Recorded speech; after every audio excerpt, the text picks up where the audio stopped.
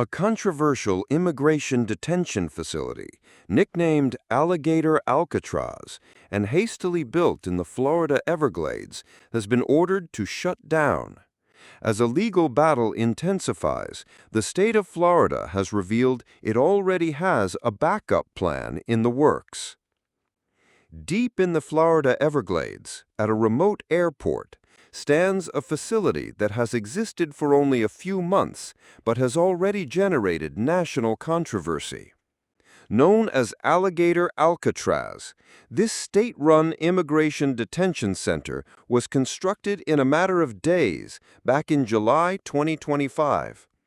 Its stated purpose was to support President Donald Trump's immigration policies by holding migrants awaiting deportation. The goal, according to officials, was to process, stage, and then return illegal aliens to their home country. The facility was designed to hold up to 3,000 people, though current estimates place the number of detainees between 300 and 400. From the beginning, reports from inside have been troubling. Detainees and visiting lawmakers have described what they call inhumane conditions, citing extreme heat, rampant insect infestations, and insufficient food and sanitation facilities.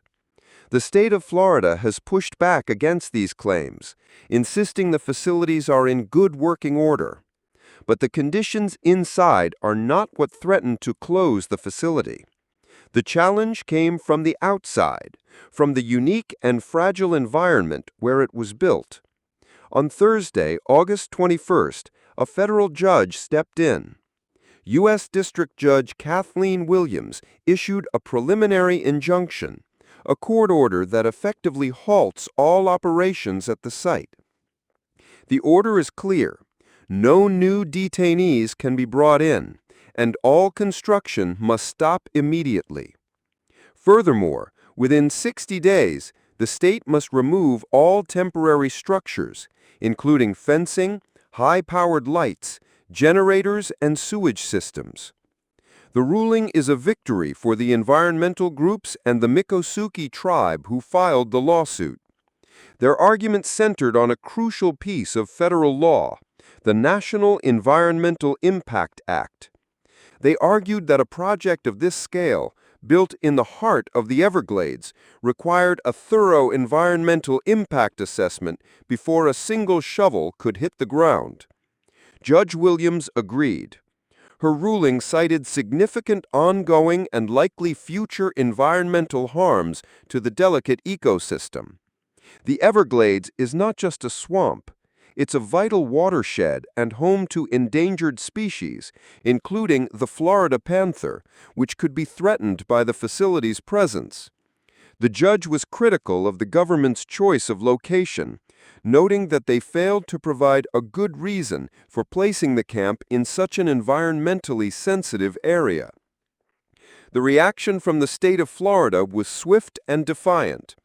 Almost immediately after the ruling, Governor Ron DeSantis' administration filed a notice of appeal.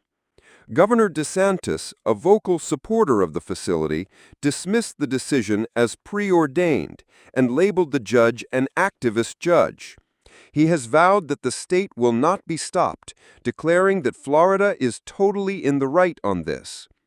The state's lawyers have argued that the facility doesn't pose an environmental threat, claiming the land has been used as an airport for decades.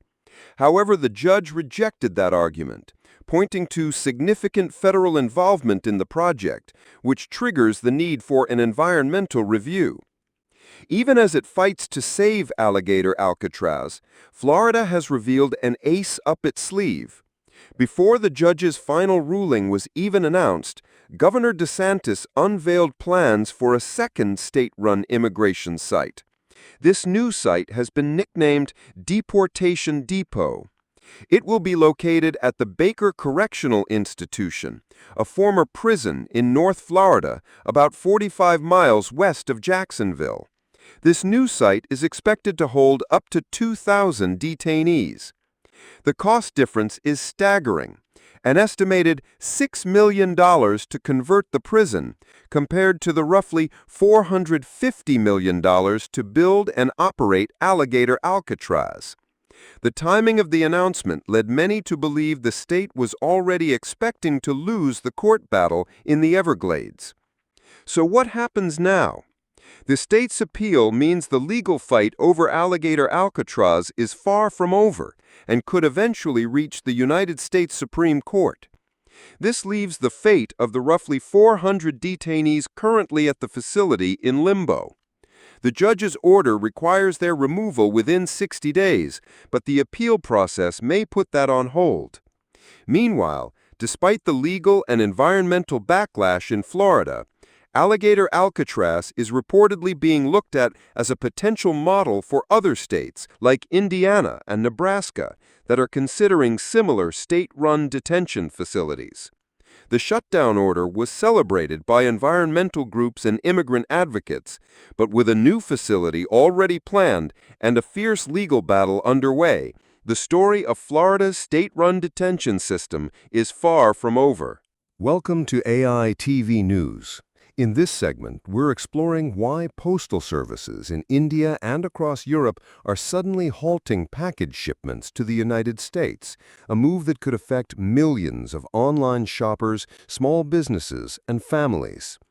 Imagine ordering a product online from a small business in Italy or sending a care package to a relative in the U.S. from India. For now, and for an unknown period of time, that is no longer possible through the regular postal service.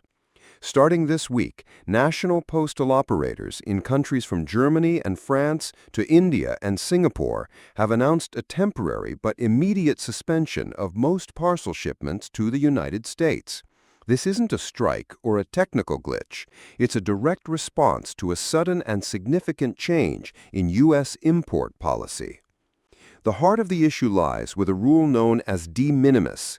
This is a term used in trade law that essentially sets a value threshold below which goods can be imported into a country without facing customs duties and taxes, and with very little paperwork.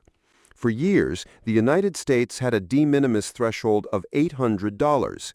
This meant that you could order a product from another country, and as long as its value was under $800, it would likely arrive at your doorstep without any extra import fees. This high threshold was a major benefit for international e-commerce, making it easy for American consumers to buy from sellers around the world. However, on July 30, 2025, the Trump administration signed an executive order completely eliminating this $800 rule, with the change set to take effect on August 29. The stated goal of the U.S. government is to crack down on the smuggling of illicit drugs and to prevent other abuses of the system that they believe the high threshold enabled. But the consequence of this action is that nearly every international package, no matter how low its value, will now be subject to U.S. customs duties. There are a couple of key exceptions. The new rule does not apply to letters and documents, so your mail will still get through. Additionally, gift items with a declared value of up to $100 are also exempt from the new tariffs and can still be shipped. But for the vast majority of commercial goods, the free pass is over. This policy shift has sent shockwaves through the global logistics network, leading to a cascade of service suspensions. India Post, which sends an average of 3 tons of cargo to the U.S. every single day, is suspending all its parcel services starting August 25th. The impact in Europe is even more widespread. Deutsche Post, along with the postal services of Denmark, Sweden, and Italy, have already stopped accepting U.S.-bound parcels. France and Austria are scheduled to follow suit on Monday, the 25th, with the United Kingdom's Royal Mail joining them on Tuesday, the 26th. The list continues to grow, including Belgium, Spain, Norway, and Finland, and it's not just limited to Europe and India. Postal operators in other major hubs like Thailand, Singapore, and South Korea have also announced they are halting or adjusting their services. So why is everyone stopping shipments instead of just collecting the new taxes? The core problem is a critical lack of information and preparation. Foreign postal services say they have received no clear instructions from the U.S. authorities on how this new system is supposed to work. There is immense confusion about who is responsible for collecting these new duties. Is it the postal service in the country of origin? Is it the airline that transports the package? Or is it the recipient in the U.S.? The U.S. government has stated that airlines or other qualified parties must collect and pay the duties before the goods arrive. However, these qualified parties haven't been clearly defined, and the systems for collecting these small individual payments from millions of packages simply do not exist yet. Airlines have reportedly told postal services they cannot transport the parcels under this cloud of uncertainty, fearing they could be held liable for unpaid duties. This has forced the postal operators to suspend services to avoid logistical chaos and potential financial penalties. Compounding the problem is the timing. United States Customs and Border Protection only released the technical details for these new procedures on August 15th, giving the entire world's postal and shipping industry just 2 weeks to implement a massively complex new system. The implications of this shutdown are significant. For individuals, it means delays for expected packages and an inability to send new ones. When services eventually resume, American consumers can expect to pay new taxes on goods they purchase from abroad, potentially making many international products more expensive. For businesses, especially small and medium-sized e-commerce companies in Europe and Asia, this is a major blow. They rely on affordable postal services to reach the massive United States market. This suspension cuts off a vital revenue stream and creates a significant barrier to trade that didn't exist just a few weeks ago.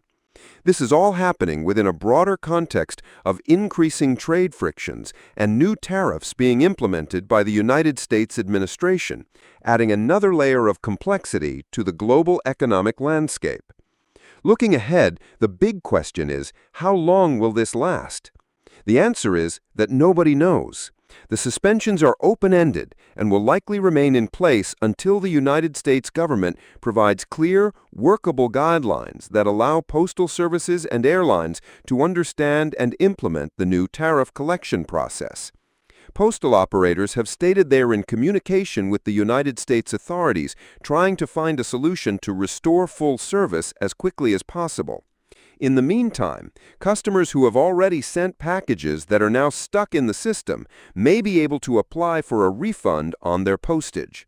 For now, a significant channel of global commerce remains severed, waiting for a clear path forward. On Hawaii's Big Island, one of Earth's most restless volcanoes is back in the spotlight. Kilauea has erupted for the 31st time since December 2024, reminding everyone why it ranks among the world's most active volcanoes. This latest outburst began early Friday, August 22, 2025, inside Halemaumau Crater at the summit of Hawaii Volcanoes National Park. Morning sputtering from a single vent quickly escalated. By early afternoon, lava fountains were arcing nearly 100 feet high, angling outward to feed glowing rivers that spread across more than 3/4 of the crater floor. The spectacle grew so intense that a second vent tore open later that evening. After roughly 12 straight hours, the fountain sputtered out, and episode number 31 was over as abruptly as it began. Why does Kilauea keep starting and stopping like a shaken soda bottle?